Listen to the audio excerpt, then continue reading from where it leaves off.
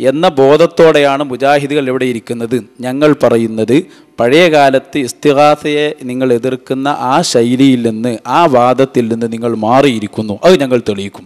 അതോടുകൂടി ഇസ്തിഗാസ വിരോധം ഇല്ലാതെയാവും. അതാണ്, ആ രൂപത്തിലാണ് ഇപ്പം ഞങ്ങൾ അതിൻ്റെ വാദം കൊണ്ടുവരാൻ പോകുന്നത്.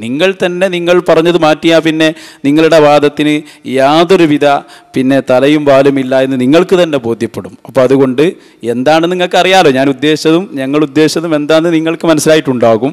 അപ്പോൾ അതുകൊണ്ട് ആ രൂപത്തിൽ തന്നെ ആ തൗഹീദ്, നിങ്ങൾ ഇതുവരെ ഉണ്ടാക്കി കൊടുത്ത തൗഹീദ് ഇപ്പോൾ പൊളിഞ്ഞിട്ടുണ്ട്. ആ വിഷയത്തിലേക്ക് തന്നെ പോവട്ടെ നമ്മുടെ ചർച്ച.